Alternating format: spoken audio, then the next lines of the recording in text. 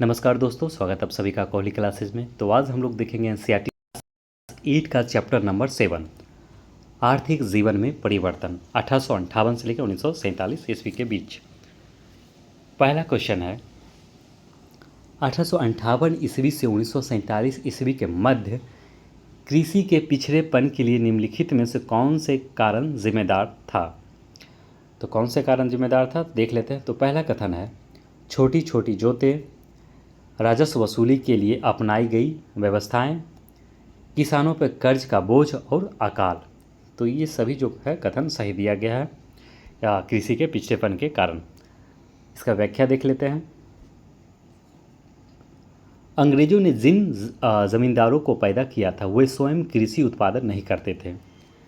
वे किसानों से राजस्व वसूल करने की जिम्मेदारी भी अक्सर दूसरे लोगों को सौंप देते थे। कुछ लोग इसे आगे दूसरे लोग को सौंप देते थे। इन सभी बिचौलियों की खेती में कोई दिलचस्पी नहीं थी, इसलिए कृषि जो है वो पिछड़ गया था। दूसरा देखेंगे तो कृषि के पिछड़ेपन का एक कारण और था, जैसे जोते का छोटी होना। छोटे छोटे जोत अर्थात जो खेत था वो धीरे धीरे छोटा हो रहा था, छोटा होते जा रहा था, क्योंकि ज़्यादा से ज़्यादा लोग कृषि पे डिपेंड हो रहा था। इस वजह से कृषि में ज़्यादा बंटवारा होते गया उसके खेतों के आकार में। चलिए आगे बढ़ते हैं। हाँ, इस कारण अधिकतर किसान अपने परिवार के भरण पोषण के लिए पर्याप्त अनाज पैदा नहीं कर पाते थे। 19वीं सदी के उत्तरार्ध में कृषि भूमि का विस्तार हुआ, मगर जनसंख्या वृद्धि के बराबर कुल कृषि उत्पादन में वृद्धि नहीं हुई। साथ ही किसानों पर कर्जभार लगातार बढ़ता गया एवं अकाल ने भी स्थिति को और बदतर बना दिया था। दूसरा क्वेश्चन देखेंगे, 19वीं सदी के उत्तरार्ध में खद्यान्नों के उत्पादन में कमी आने का प्रमुख कारण क्या था। तो 19वीं सदी के उत्तरार्ध से खद्यान्नों के उत्पादन में कमी आने का प्रमुख कारण क्या था। तो पहला है, कपास, जूट तथा तिलहन जैसी नकदी फसलों के उत्पादन को अधिक महत्व दिए जाना। दूसरा कथन है, जमींदार द्वारा किसानों की बेदखली संबंधी कानून। तीसरा, अधिकाधिक लोगों का जीविका के लिए खेती पर निर्भर होना। और जो आपका चौथा हो जाएगा डी, भारतीय किसान पर बढ़ता कर्ज का बोझ। तो इसमें से कौन सा हो जाएगा सही आंसर। तो इसमें जो सही हो जाएगा आपका पहला कथन सही दिया गया। तो 19वीं सदी के उत्तरार्ध से खद्यान्नों के उत्पादन में कमी आने का जो प्रमुख कारण पूछ रहा है वह क्या था। तो वह था कपास, जूट तथा तिलहन जैसी नकदी फसल के उत्पादन को अधिक महत्व दिए जाना। इसका व्याख्या देख लेते हैं। सरकार ने व्यावसायिक फसलों के उत्पादन को तो प्रोत्साहन दिया, मगर खद्यान्नों की कमी की ओर कोई ध्यान नहीं दिया। इससे भारतीय किसानों का एक समुदाय तो कुछ समय के लिए समृद्ध हो गया, परंतु खद्यान्नों का उत्पादन घट गया। चलिए आगे बढ़ते हैं। नेक्स्ट क्वेश्चन नंबर 3 देखेंगे।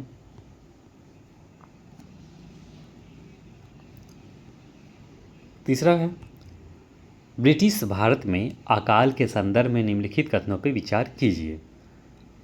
पहला कथन है, भारत में अकाल पड़ने का मुख्य कारण भारतीय किसानों का पूर्णतः मानसून पर आश्रित होना था।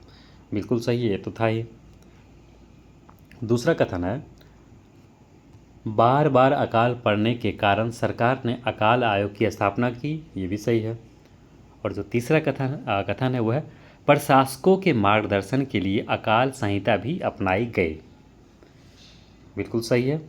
और चौथा, दूसरे महायुद्ध के दौरान अकाल पूरे देश में मानसून के एक साथ दगा देने के कारण पड़ा।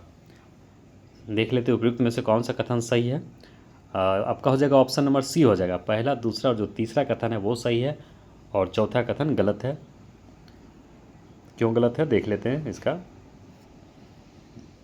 कारण क्या था। तो देखिए, ऐसा बहुत कम हुआ कि एक ही साल में सारे देश में मानसून ने दगा दे दिया हो। और दूसरे विश्व युद्ध जो था, महायुद्ध के दौरान यह अकाल प्रशासन के गैर इंतजाम के कारण पड़ा। पहला कथन सही है। भारतीय किसानों की मानसून पर पूर्ण निर्भरता के कारण उत्पादन की मात्रा सीमित रहती थी एवं किसी भी वर्ष कम वर्षा होने पर खाद्यान्न की कमी से अकाल के हालत पैदा हो जाते थे, अकाल का हालत पैदा हो जाता था। और दूसरा कथन सही है। तो अकाल आयोग की सिफारिशों को मानकर सरकार ने 1883 ईस्वी में 1 करोड़ 15 लाख रुपए राहत कार्य और बीमा के लिए प्रति वर्ष देने का निर्णय लिया। मगर सरकार समस्या की तह तक नहीं गई। उसने 1880 ईस्वी के अकाल आयोग का एक सुझाव नहीं माना कि खेती में लगे हुए अतिरिक्त लोगों के लिए अन्य अवसर खोजे जाएं। और तीसरा कथन क्यों सही है? तो देखिए, लगान माफ़ी, सिंचाई प्रबंधों का विस्तार और प्रभावित लोगों को आर्थिक सहायता देना आदि इस संहिता की कुछ प्रमुख बातें थी। तो तीसरा कथन क्या था? तो प्रशासकों के मार्गदर्शन के लिए अकाल संहिता भी अपनाई गई थी। चलिए आगे बढ़ते हैं, क्वेश्चन नंबर 4 देखते हैं। चलिए, कथन और कारण दिया गया है चौथे में। कथन कह रहा है, ब्रिटिश भारत में किसान ऐसी फसलें उगाने लगे जिनकी बाज़ार में ज़्यादा कीमतें मिलती थीं। ये आपका हो गया कथन। और कारण क्या कह रहा है? सिंचाई वाले क्षेत्रों में फसलें पैदा करने में ज़्यादा खर्च आता था क्योंकि किसानों को नहरों के पानी का पैसा देना पड़ता था। तो दोनों कथन तो यहाँ पे सही है। क्या इसका सही व्याख्या करता है? तो देखिए, कथन और कारण दोनों सही है और आर जो है अर्थात कारण है, कथन का सही स्पष्टीकरण भी करता है। इसका आंसर ये हो जाएगा। देख लेते हैं इसका व्याख्या में। अकाल के समय सिंचाई की समस्या पर हमेशा ही विशेष ध्यान दिया गया। सारे अकाल आयोगों ने सिंचाई की सुविधाएं बढ़ाने की सिफारिश की। इससे वर्षा के दगा देने पर पड़ने वाली विपदाओं में कमी आई। सिंचाई वाले क्षेत्रों में फसलें पैदा करने में ज़्यादा खर्च आता था क्योंकि किसानों को नहरों के पानी का पैसा देना पड़ता था। इसलिए किसान ऐसी फसलें उगाने लगे जिनकी बाज़ार में ज़्यादा कीमतें मिलती थी। इस प्रकार नकदी फसल के उत्पादन को बढ़ावा मिला। चलिए आगे बढ़ते हैं, नेक्स्ट क्वेश्चन देखते हैं, क्वेश्चन नंबर 5। अब सही बात है, अगर किसान को अगर खेती करने में पैसा खर्च होगा तो वो लोग चाहेगा ना कि ऐसा फसल उपजाया जाए जिसको बाज़ार में जिसका अच्छा भाव मिले, रेट मिले। क्वेश्चन नंबर 5 है, ब्रिटिश भारत में परिवहन क्षेत्र में विकास के संदर्भ में निम्नलिखित कथनों पर विचार कीजिए। तो ब्रिटिश भारत में परिवहन क्षेत्र में विकास के संदर्भ में निम्नलिखित कथनों पर विचार कीजिए। पहला कथन है, 19वीं सदी के मध्यकाल तक देश में केवल 2 मुख्य सड़कें थीं। एक जो सड़क था वो था कलकत्ता और दिल्ली के बीच, और जो दूसरा सड़क था वो बम्बई और आगरा के बीच। बिल्कुल ये सही है। दूसरा कथन, परिवहन के क्षेत्र में जो विकास हुआ वह वस्तुतः भारत के आर्थिक विकास के लिए नहीं था। ये भी सही है। उपयुक्त में से कौन सा कथन सही है? तो उपयुक्त में से दोनों कथन सही है। 19वीं सदी के लगभग मध्यकाल से परिवहन और संचार के साधनों को उन्नत बनाने पर विशेष ध्यान दिया गया। सड़कें बनाने के अलावा परिवहन और संचार के नए साधनों को विशेषकर रेलवे और टेलीग्राफ को चालू किया गया। कथन 2 भी सही है, जो दूसरा वो भी सही है। ब्रिटिश शासक इंग्लैंड के उद्योग के लिए, तो जो ब्रिटिश शासक थे वो इंग्लैंड के जो उद्योगों के लिए भारत को कच्चे माल का स्रोत और इंग्लैंड में उत्पादित वस्तुओं का बाजार बना दिया था उस समय, और बाजार बनाना चाह ही रहा था।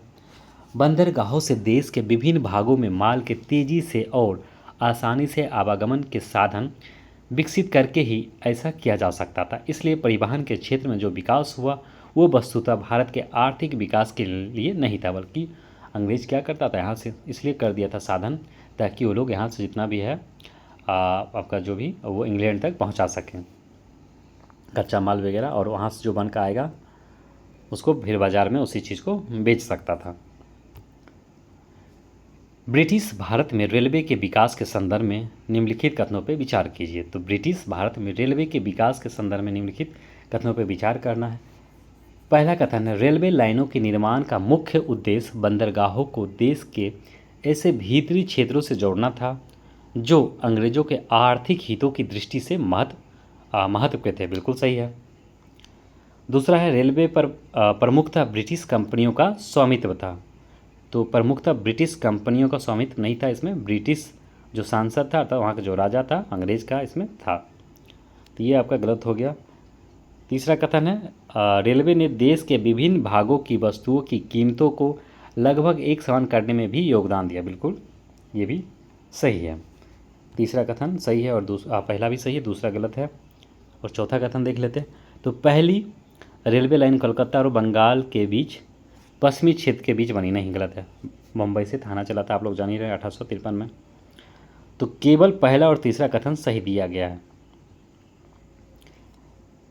पहली रेलवे लाइन 1853 ईस्वी में बम्बई और थाने के बीच बनी, जो कितना था, 34 किलोमीटर का था।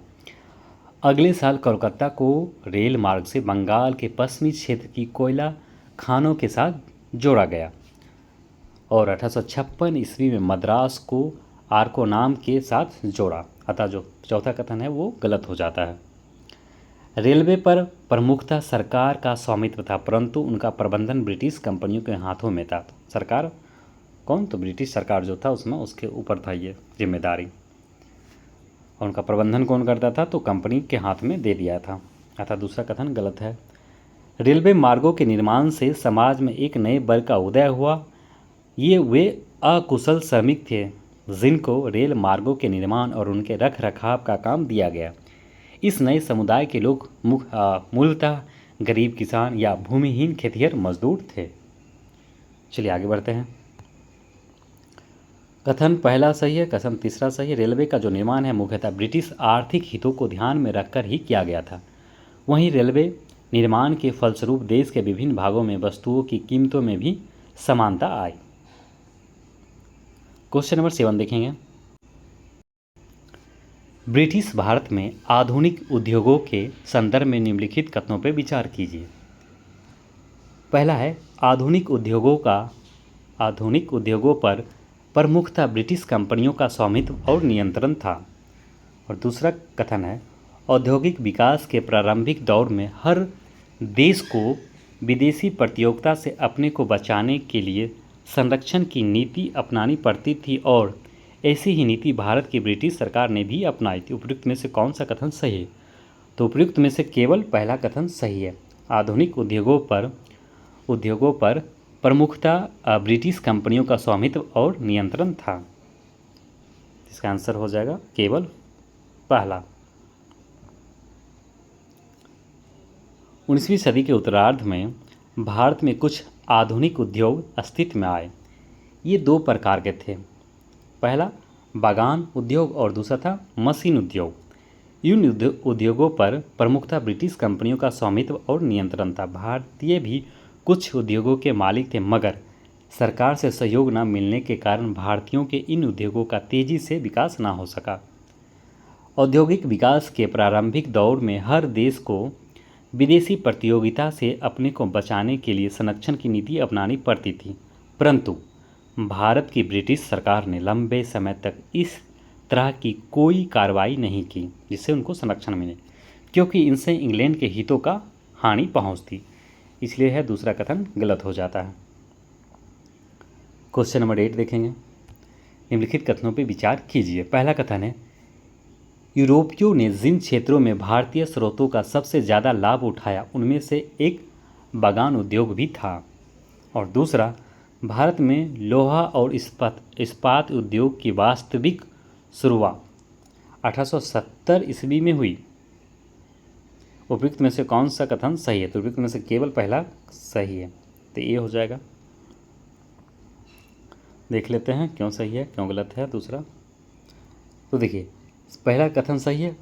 बागान उद्योग की शुरुआत 18वीं सदी के अंतिम वर्षों में नील से रंग तैयार करने के साथ हुई। भारत से निर्यात की जाने वाली वस्तुओं में 1805 ईस्वी तक नील एक प्रमुख चीज़ हो गई। इसके अलावा चाय बागान उद्योग, जिसकी स्थापना 19वीं सदी के मध्यकाल में हुई, जल्द ही भारत का सबसे बड़ा बागान उद्योग बन गया था। कौन, तो जो आपका बागवान उद्योग था, चाय का बागान। और दूसरा कथन गलत है।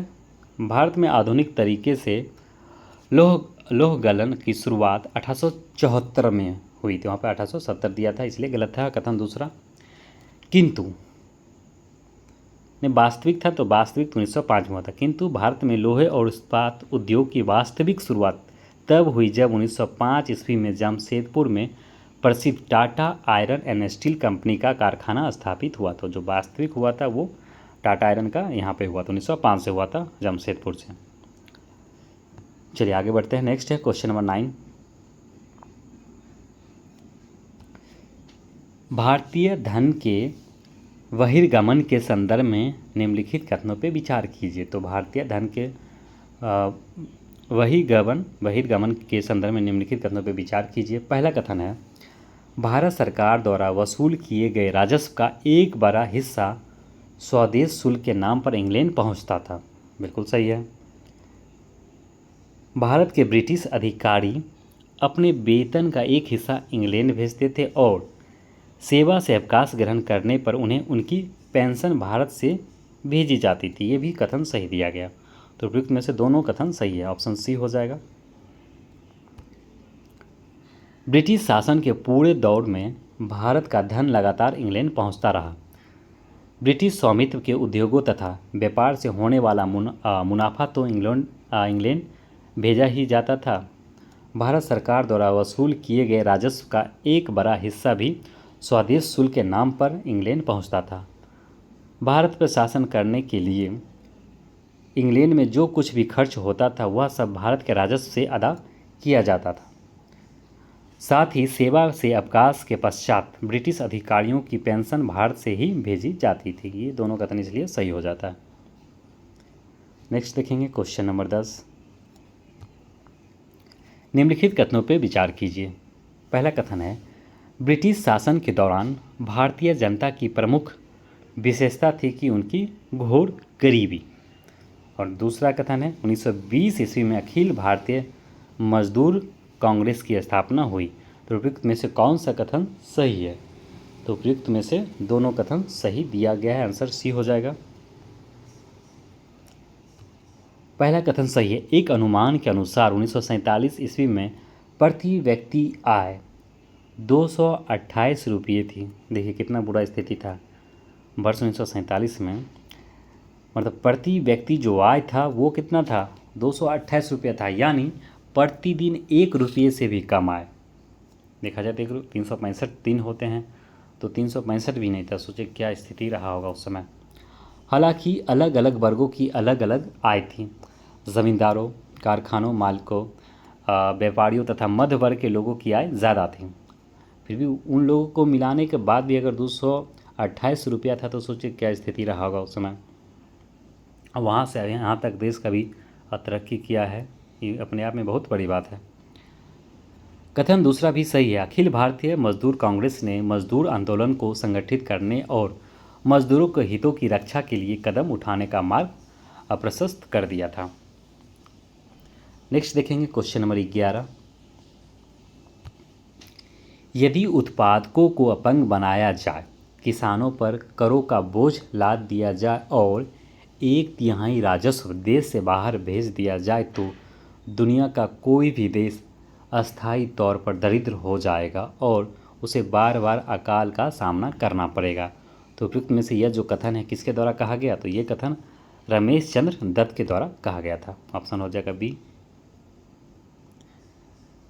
चलिए, तो जो हमारा चैप्टर था 7 वो समाप्त होता है। अगले वीडियो में हम लोग देखेंगे चैप्टर नंबर 8 देखेंगे, धार्मिक तथा सामाजिक सुधार आंदोलन और संस्कृति जागृति। ठीक है, चलिए अगर आप लोग चैनल पर नए तो जरूर चैनल को सब्सक्राइब कर दीजिएगा।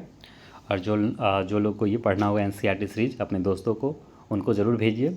ये आपको एग्ज़ाम में काम आने वाला है। PCS का जो भी एग्ज़ाम है उसमें काम आएगा इस टाइप का क्वेश्चन। ठीक है दोस्तों, मिलते हैं हम लोग अगले वीडियो में। धन्यवाद।